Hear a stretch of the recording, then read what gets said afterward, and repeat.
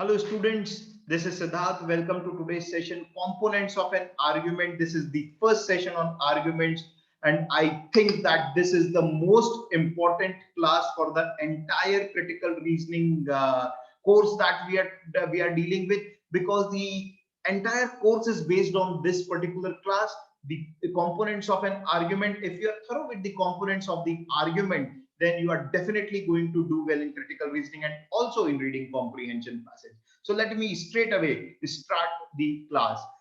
Did you know that every argument has a structure? Even in real life, when you make an argument, when you communicate, you follow a particular structure. Understanding the structure will help you break any complex paragraph that comes in exam, and it will help you to focus only on the relevant part. So that is the objective of today's class, to help you to understand the structure of the argument, to help you break the arguments and identify what are the various components of the argument, and most importantly, to make you realize that any action, any communication you do in your day-to-day life actually follows this same structure. So let us begin the session flow. The first and foremost thing that we will do, I will give you a CLAT 2020 passage, and we will do a small exercise on it. Then I will make you learn the concepts, and then I will apply the concepts into examples. So this is the first thing that you need to do. You can stop your video here, do this simple exercise. Let me tell you that this is a part of a passage. This is not the entire passage, but part of the passage that came in CLAT 2020. And here I am asking you to do a simple exercise, identify main conclusion of the given 5-6 lines. So you can stop your video, do this exercise, and only then proceed further. So guys, what is the structure of an argument? Critical reasoning question in CLAT and other law entrance exam involve reading an argument. Argument can be in the form of a passage or a paragraph, and you need to answer questions related to those arguments. An argument basically has three parts. It has a conclusion. The conclusion is based on premises, and premises are built on few assumptions. So the basic relationship between or among these three components is that assumptions plus premises leads to conclusion. For our understanding, let us be very clear that conclusion means main idea or main argument. All three are same things. Conclusion, main idea, or main argument. So let us not confuse argument and main argument. Argument has three components into it, but when a question comes, what is the main argument of the author? You should focus on actually what is the conclusion of the passage, or why the author has written the passage. So this is the basic relationship. Premises and assumptions lead to conclusion. We will see each thing in detail. However, I will like to point it out that assumptions is something that is not explicitly mentioned in the passage. This is not explicitly mentioned in the passage, and that is why I have put it inside a bracket. So what is the structure of an argument? To understand the structure of an argument, let us compare the structure to that of a building, right? So let me start with the base of the building, the assumption, the starting point of any communication. The starting point of any communication is assumption. As I told you, assumption is the foundation of the building, the unseen part of the entire building, and hence even in our argument the assumption is never explicitly mentioned. It is the unseen part on which everything else is based upon. So let me pick a very simple example. Imagine you and your friends standing, 4-5 friends standing and discussing about a possible movie that you all want to watch, right? So you all are discussing which movie you all should go. Now the basic assumption among you all is that everybody wants to go to the movie, right? You never ask your friends that, okay, let us start discussing about what movie we are going to go. You simply start the discussion that this is the movie I want to go, and you give your own reason, then your friends give their own reason. Basically what you are trying to achieve is your main conclusion or the main argument which movie should you watch? Which movie should you watch? Right? So when you are doing this, you basically start with an assumption, which you don't explicitly mention that, okay, let us discuss about this. You simply start discussing. You simply start discussing in the language that your friends understand. Again, you don't tell them explicitly that let us discuss it in English or Hindi or any other mother tongue. You simply start speaking. These are the things that we call as assumption, that your friends are interested in watching a movie, that your friends will understand the language that you are speaking. These are all assumptions on which the premises are built. So for example, whatever argument you give that you should watch a movie A because it has a great actor, so all right, so that points towards a particular movie. Then you say that you should watch the movie B because it has great songs. Someone else says that you should watch a movie C because it has great action. So there may be so many reasons, and all your friends and you discussing to reach to a common conclusion. So these are the premises: the actor, the songs, the action, the dialogues, or whatever things that help you to reach to your main argument, that which movie should you watch. Compare it with the building. Assumption I've already pointed out. Premises is the building itself, the pillars, the actors, the song, the action, the dialogues, the pillars that we are talking about, on the basis of which you are trying to reach a conclusion that which movie should you watch. So the conclusion is the top of the building, a position that author is trying to reach, a position that you and your friends are trying to reach. So I have given you a demonstration of a very simple day-to-day example that happens between all of us. But all we need to remember that argument has tree structure. Component is the ultimate top of the building that the author is trying to reach. He tries to reach that by giving several evidences, by building the pillars on which the conclusion can stand, and the author starts all these things on basis of few assumptions. Let us proceed further and see each thing in detail. Conclusion is the main reason for which the argument is written. It is the why. Why we are doing this, why author has written this, why are we discussing that which movie we will like to watch. This is the why and not the how. Conclusion is why a particular thing is done. It can also be referred as main argument or main point.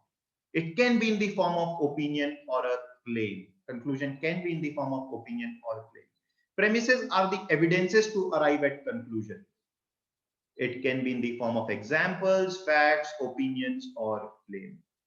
Right? So evidences to reach to the conclusion are called as premises. Assumption is the preconceived notion with which any argument is built. So when you started discussing with your friends about the movies, your preconceived notion was that they all want to watch a movie. And when you spoke it in Hindi or English, your preconceived notion was they will understand your language. It is the unstated but compulsory part of any argument. Right? So here is some tips for you. Tip number 1. Main idea is the content of the argument plus author's opinion about the argument. That is the main idea. Always when a question comes on main idea, that is how you solve it. Assumption, if assumption is negated, the entire argument will fall. So imagine your friends do not want to watch the movie and you started your discussion saying that we should watch this movie, and you gave your examples or evidences to support why you should watch this movie, but your friend said that okay, we don't want to watch the movie. So the entire argument that you have made falls flat. Assumption is something, if negated, will always make the argument fall. Remember, it's the foundation. If foundation is negated, the building is definitely going to fall.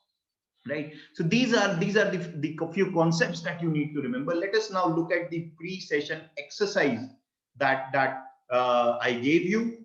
This was the exercise. I asked you to find the main conclusion of the passage. Let me help you to find out the main conclusion of the passage. Let me read it. Don't miss the cloud behind the silver lining. The first line is very, very important. Don't miss the cloud behind the silver lining. Something that we often hear, but it is given in reverse order.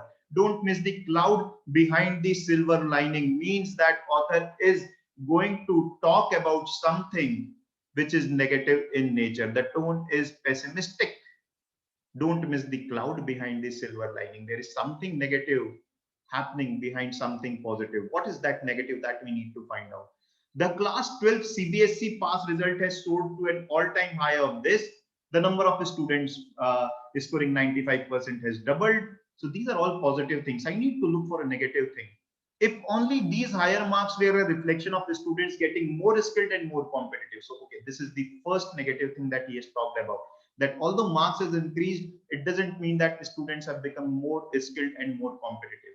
Instead, what they have become? The odds are they simply mirror an assessment scheme relaxed to compensate students for many disruptions originating from pandemic. So author has said that the percentage of students getting 95% plus marks and the pass percentage is because the assessment scheme has been relaxed.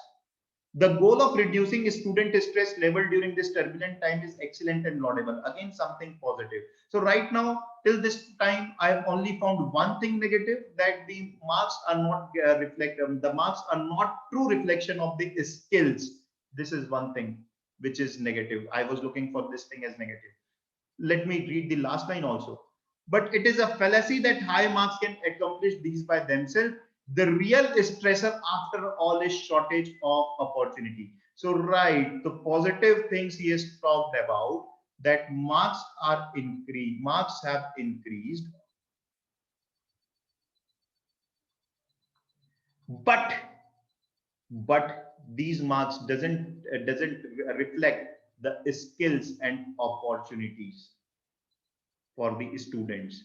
So they have relaxed the assessment scheme, thinking that it will reduce the stress. But according to the author, the real stress is not marks. The real stress is even after getting marks, there is shortage of opportunities. So what is the main conclusion of the passage? The main conclusion of the passage is the content and the author's opinion about it. So what is the content? The content of the passage is marks have increased.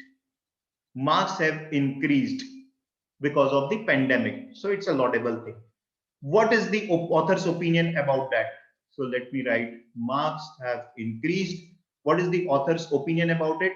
Author's opinion about it is that it doesn't reflect the shortage of opportunities, which is a real cause of concern. So opportunities are not getting reflected by these increase in marks. So the main argument of the passage is that although marks have increased, the mark increase does not reflect in the increase in opportunities or increase in the skills, and this is a real cause of concern. So for me, this is the line that actually is the conclusion that author is trying to derive, and everything else points towards this particular line. Right? So let us do a couple of more exercises. The example number one. How about today's class? How about today's class? So what do I mean by today's class is, let me draw this structure. What is the conclusion, or what is the main argument of today's class? And how am I trying to arrive at this conclusion? And what are my assumptions? Let us see each thing in detail. So when I started the class, this is the recording that you are watching. So my assumption number one is that the students will watch the recordings.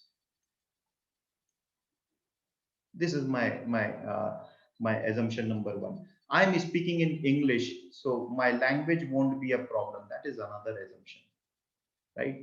And there are so many assumptions. I mean, another assumption can be that the students will have mobile device or laptop to watch my recordings. Even that is an assumption. I am giving you examples. Why am I giving you example? Because I'm assuming that examples help in understanding. Examples help. This is my assumption, right? So all these, and there are several other assumptions on the basis of which I am conducting the class. What I am doing is I am assuming that students will watch the recording, and hence I am recording all the concepts. This is a premise through which I am trying to arrive at a conclusion. I am recording the concepts. right? I'm recording the concepts. I'm giving you the examples of your day-to-day life. This actually is an example through which I'm trying to arrive at a point, right? Then I am giving you some hints and tips which will help you maybe in your exams. And there are several other things that I have done. Why I'm doing this? To help you understand a structure of an argument.